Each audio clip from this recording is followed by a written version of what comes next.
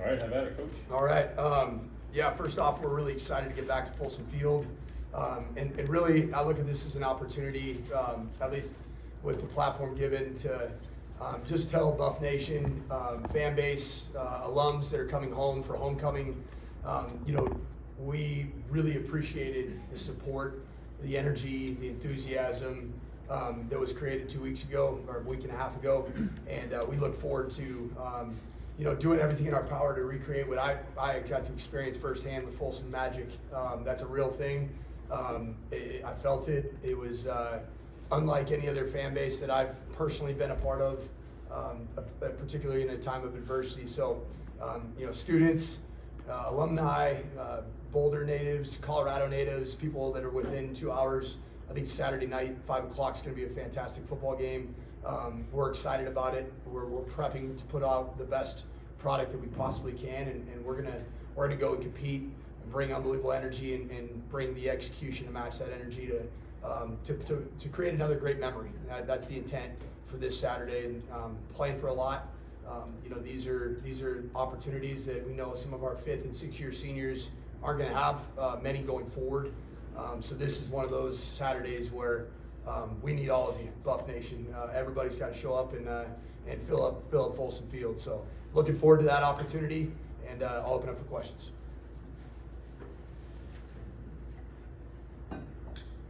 Obviously, Arizona State went through a coaching change as well. Have they made drastic changes since they went to an interim head coach? No, but I'm anxious to see what happens this week. There were some comments made, in a press conference with regards to their offense and their offensive play calling, and obviously they came from a spot where the interim head coach was a running back coach, so he wasn't a coordinator. Probably wasn't overly intimately involved in the overall game planning, implementation of the game planning, certainly the calling of the game. I'm anxious to see what that looks like. Sounds like the head football coach is going to be a lot more involved in the play calling decisions, in the game planning decisions. So I think coming off their game against Stanford, I would anticipate this week that there's going to be some changes, and we'll be ready for them. They don't have a bye week to implement changes, which oftentimes obviously is very helpful, as we saw. But I think defensively that you're seeing almost the same consistency that you've seen all year with regards to what they do schematically on defense. I don't see that really changing. But I've heard must-win game from their camp. This is a game we're going to go win. Things along those natures. So you got to expect tricks and bunt kicks and onside and reverses on kickoff return, like those types of things. When a team is putting those kinds of statements out, we anticipate everything. We're preparing for everything. Hey, Coach, more of a big picture type question. What's the blueprint look like to develop this program into a consistent winner? What do you need? I think we have to continue to develop, I'd say those first, second, and third year players. As we know, the critical importance of those players who are getting real reps. I thought Oregon State was a great model. If you look at Oregon State, you look at the 3-9 season, a couple sub 500 years. A lot of those players that were playing against us on Saturday were guys that had gone through those tough years. But what they did is that they had the continuity, how they were developed, the strength coach, the position coaches, all the way down to where you see them grow up and become a veteran team that looked like a true, Power 5 upper echelon of a conference type of a team. So I think it's that development. And the way you do it now in 2022 is, we have to, like I've been saying from the beginning, we have to invest in those relationships with those players. Because a lot of these players didn't come to Boulder from the state of Colorado. So, you got to think about what's keeping them here at Colorado if they're putting good tape out there. It's got to be that we as a football program, we as an athletic department, we as a fan base are wrapping our arms around those players. And I think that, even the NIL space is going to be a part of that going forward, just to make sure that those players know that these guys these are the players of the future. And, we've developed that offensively. There's growing pains with that, similar to that of which Oregon State had in their kind of, their leaner years. You're playing with young players. You're playing with, guys that are good to see really good football in the coming days, weeks, months, and years. But they stayed with those players, and those players stayed with that program therefore you see the fruits of their labor. And I think that's the blueprint, is developing it, from a freshman sophomore class currently. Love up these seniors, and empower them to take leadership roles, and then fill in all those gaps by being aggressive in the portal, which is something that we're going to absolutely do, and we're already in the process of doing. Hey, Coach, the drops were a bit of an issue on Saturday, and they've kind of been an issue all year. Are there plans to see, in particular, Jack Castera more involved, or any other younger guys involved in the offense? Absolutely, Jake. Yeah. First off, we as coaches are never going to point a finger at a player for dropping a pass. I look at it as it's my responsibility, Coach Patterson's responsibility, Coach McGegan's responsibility, Coach Hagan's responsibility to build up confidence throughout the course of the week, and then empower those players to play free and loose. Obviously, this is a bottom line industry, as we all know, and catching the football, particularly early in games when the game's still in bounds, is critical. It allows you to stay on the field. You have rhythm. I looked at that game and I saw really 4 possessions where there was either 3 turnovers, that 3 giveaways on offense that happened on the plus side of the field. That's a 21-point possible swing. And then you look at another one, which is right before half, which could have made it a ball game, 21-10, a little bit different scenario, or going in when we had a 3rd and 10 and a 4th and 10, and we got to execute those plays. So first off, it's our responsibility as coaches to build up their confidence, to make them know that we believe in them, and then secondly, it's also personnel. I think Jack Castera, to your point, he's continued to trend in a really positive direction. RJ Sneed, I think he's trending and getting healthier every week. His play speed was the highest it's been all year, and that was really good to see.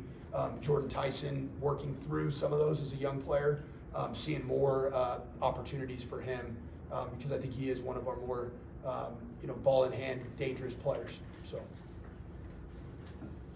And do you expect Owen to be ready to go this week? And if so, what kind of boost can you bring to the offense, especially after a week with multiple turnovers and kind of not getting into rhythm offensively? Yeah, I think Owen got, I'd say, very limited reps again today. So being fully candid, and I want to be transparent with that. It's a throwing based injury, but it's in the kind of the midsection. So it's not a shoulder, it's not an elbow, it's nothing along those lines. But as a rotational athlete, which all quarterbacks are, same as a golfer, same as a pitcher. You guys have seen that as baseball people, right? At your Phillies, there've been obviously pitchers that you're counting on to go help you win a game that have some type of non-throwing arm related issue, but as a rotational athlete, it really starts ground up, and it goes through your core, obviously into your upper body, and so he's not there yet. So to be honest, today he is not there yet. Certainly we can update that as the week goes on. Hi, Coach. More just scouting Arizona. What consistencies are you seeing within the team, and what are some of their vulnerabilities? I think you got to look first and foremost that they have speed. They have a running back that I think is a game-changing type player, very similar to Jay Knott, where you give him a crease and he's gonna take it. So we have to do a great job, like we did in the Cal game, of eliminating space. They have a D tackle in number 4 that is he when he gets going, he's a force to be reckoned with. Both as a kind of an interior pass rusher, a disruptor in the run game. I think they have an athletic secondary. In terms of what we're looking to exploit, I'm not going to obviously say that right now, but there are things that we feel like, both schematically and personnel-wise, on both sides of the ball, that we think we have the opportunity to find some holes in what they do on both sides of the ball, and we got to make sure that we execute in those scenarios. I think their quarterback situation is a really interesting one. I think both our programs are in a position where we've had some instability at the quarterback position, if you will, and I know Emory Jones. I recruited him. I think he's a fantastic football player. When I was at Notre Dame, I went and watched him play down in Georgia high school. I went to his practice. I think he's a more than capable football player. The Bourgeau kid, I think that's how you pronounce his last name. Might be a little off there, but I think he's really what the head coach, I think, wants to play, reading between the lines of his press conference. And either way, we're prepared for whichever quarterback plays. I think, Emery's a pretty good, well-rounded player with experience, in a full season of SEC play. I think he's a really good player. Bourgeau, I think, is a guy that, that their head coach believes gives them a spark. I think he's a good passer. He's played well in fits and starts throughout the course of the year, but we'll see which quarterback plays. What's the toughest part about being an interim coach as opposed to head coach? You're the full-time head coach. Honestly, Brian, there is no difference in the sense of my day-to-day, because of the fact that I've done it. I've learned from it. I think sometimes just as a head coach in general, interim or not, you have to oversee, all 180 humans that are involved in your organization, and the support staff, the staff, and I'd say my first 3 weeks were all about just moving everybody in a direction together and unifying everybody in every corner of the building. The challenge of that is when it happens so quickly, those types of conversations and discussions, are really done in putting your staff together. Those are also done when you kind of set the clear expectations of how we're going to do business. Those had to happen instead of in 7 months leading up to a season. It had to happen in 2 weeks, or 10 days, in the case of the opening game after the bye week. But with regards to, being a head coach, I just look at this as it's just a great opportunity to just lead people positively, and that's what we need right now. So we need positive leadership, but every situation needs different. I think it requires a different response from the head coach to push the program forward in a positive direction. But I think right now it's just pointing out the things we're doing well, correcting the stuff we do on Sunday, and then once Sunday's over, we move it completely on with the lessons learned and accumulated through the previous game, good, bad, or indifferent. So I think it's not the staff you assembled, but connecting with each one of those people individually, and then making sure that if you see something that is not in line with moving everybody positively in a same direction going forward, then those are the things that sometimes occupy your time and take you away from the offensive and defensive stuff that you might have more time to do. You mentioned that Josh Chandler's having to wear a walking boot. We saw him show fight late in the game on Oregon State. Is he having to play through some pain this season? No, he's just a vet. I think it was part of the culture at West Virginia. Everybody put on I just think everybody who played a lot of snaps in the game put on a walking boot. If they had any kind of foot or ankle or just any nagging injury whatsoever. It was the same thing in Notre Dame when I was there. I was like, I'd get to, Monday we'd show up to work and we'd have our players around and like, half our team's going to be out this week. I'd never seen that before, but I think it's preventative measures, and he looked awesome today. So he's not missing any practice, hasn't missed any practice reps, and he's been such a great addition. And I think that shows the benefit of what we can do if we go out and get the right players in the portal. We can go find guys like Josh Chandler, and to me that's the model going forward. Albeit a grad transfer, I think there's second, third, and fourth year players that we also can be aggressive with going forward to make sure that the roster is in the best possible place by retaining the young players that have put good film on together, and then making sure that you add the right spots. So I think Josh Chandler is a great example of that. Just some quick updates on Deion Smith and Alex Fontenot. Both practiced. So I should say Deion was full practice today and finished up his kind of last step towards full contact, but he practiced in a non-contact capacity. Looked awesome. Mm-hmm. He was. It's almost like he looked faster. He looked more decisive. He was hungry to be out there, and just all the credit in the world to Deion.